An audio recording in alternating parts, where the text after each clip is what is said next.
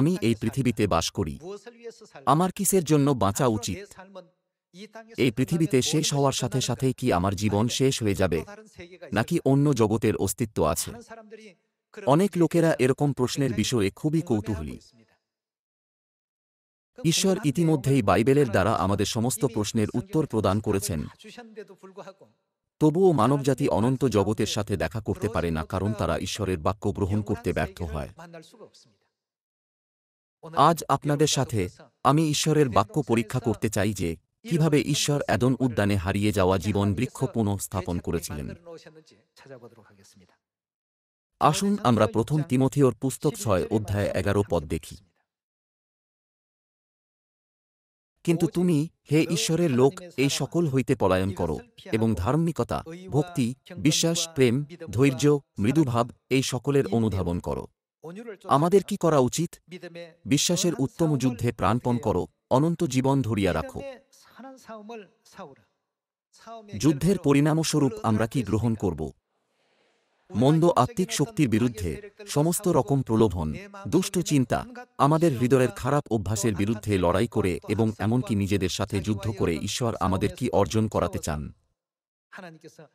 তিনি চান আমরা যেন অনন্ত জীবনের অনুসরণ করি। আসুন মথি 13 অধ্যায় যাই। আসুন 34 পদ দেখি।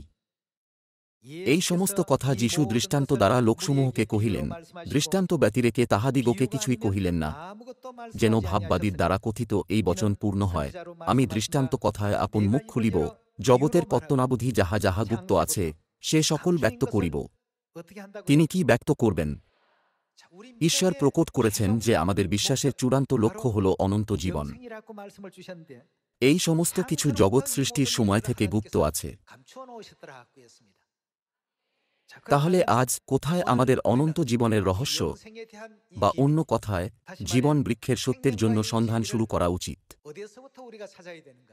যেহেতু এটা সৃষ্টির সময় থেকে গুপ্ত আছে, তাই আমাদের কি সৃষ্টির ইতিহাস পরীক্ষা করা উচিত নয়? বাইবেলের 66টি পুস্তকের মধ্যে আসুন আমরা আদি পুস্তকে যাই, যেখানে সৃষ্টির ইতিহাস আছে, এবং খুঁজি যে জগতের সৃষ্টি থেকে কি গুপ্ত আছে, যাতে আমরা ঈশ্বরের প্রতিজ্ঞা করা অনন্ত জীবনের আশীর্বাদ পেতে পারি।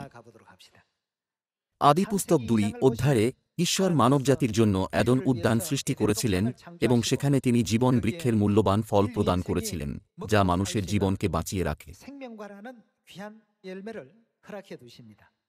আসুন 2 অধ্যায় 8 পদ দেখি। আদিপুস্তক 2 অধ্যায় 8 পদ।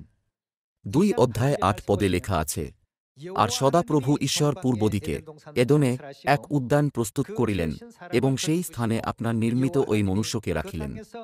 আর সদাপ্রভু ঈশ্বর ভূমি হইতে সর্বজাতীয় সুদৃশ্য ও সুখাদ্যদায়ক বৃক্ষ এবং সেই উদ্যানের মধ্যস্থানে জীবন বৃক্ষ, সেখানে আর কি ছিল, সোদসোজ্ঞানদায়ক বৃক্ষ উৎপন্ন করিলেন।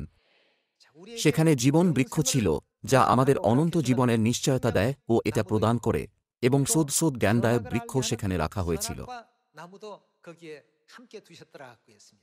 আসুন অনবরত 16 পদ পড়ি। আর সদাপ্রভু ঈশ্বর আদমকে এই আজ্ঞা দিলেন, তুমি এই উদ্যানের সমস্ত বৃক্ষের ফল স্বচ্ছন্দে ভোজন করিও, কিন্তু আমাদের কি খাওয়া উচিত নয়? সোদসোজ্ঞানদায়ক যে বৃক্ষ, তাহার ফল ভোজন করিও না, কেননা যেদিন তাহার ফল খাইবে সেই দিন মরিবেই মরিবে। সৃষ্টি করা অসংখ্য বৃক্ষের মধ্যে আসুন আমরা জীবন বৃক্ষ এবং সোদসোজ্ঞানদায়ক বৃক্ষের দ্বারা ঈশ্বরের গুপ্ত ইচ্ছা খুঁজে দেখি।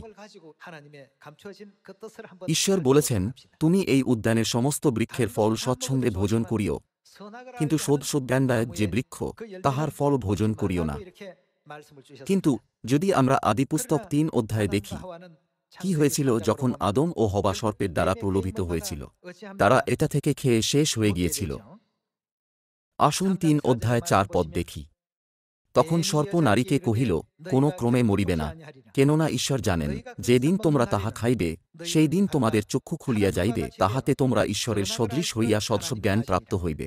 নারী যখন দেখিলেন ওই বৃক্ষ সুখাদ্যদায়ক ও চক্ষুর লোভজনক, আর ওই বৃক্ষ জ্ঞানদায়ক বলিয়া বাঞ্ছনীয়, তখন তিনি তাহার ফল পাড়িয়া ভোজন করিলেন, পরে আপনার মতো নিজ স্বামীকে দিলেন, আর তিনিও ভোজন করিলেন। তাহাতে তাহাদের উভয়ের চক্ষু খুলিয়া গেল, এবং তাহারা বুঝিতে পারিলেন যে তাহারা উলঙ্গ, আর ডুমুর বৃক্ষের পত্র সিঙ্গাইয়া ঘাগরা প্রস্তুত করিয়া লইলেন। এইভাবে আদম ও হবা অবশেষে শোধ জ্ঞানদায়ক বৃক্ষের কাছে গিয়েছিল, এবং ঈশ্বরের কঠোর ব্যবস্থা লঙ্ঘন করে শেষ হয়ে গিয়েছিল। এইভাবে সমস্ত মানবজাতির উপর পাপ ও মৃত্যু আনা হয়েছিল। সমস্ত মানবজাতি এই ধরনের মৃত্যুর নিচে আটকা পড়ে আছে। তাহলে সত্যিই কি তাদের জন্য চিরকাল বেঁচে থাকার কোনো পথ নেই? একটা প্রবাদ আছে, যেখানে সমস্যা আছে সেখানে সমাধান আছে।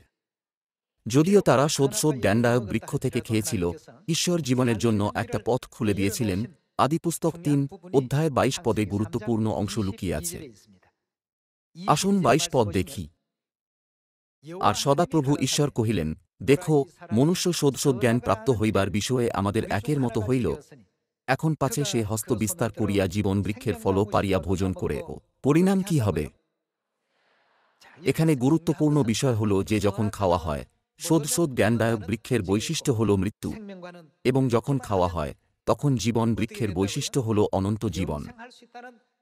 এই দুটি বৃক্ষের মধ্যে বিপরীত বৈশিষ্ট্য আছে।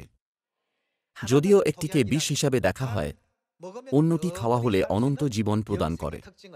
আদিপুস্তক ৩ অধ্যায়ে তাদের বৈশিষ্ট্য পরীক্ষা করার দ্বারা আমরা ঈশ্বরের বাক্যের সত্য প্রকট করতে পারি।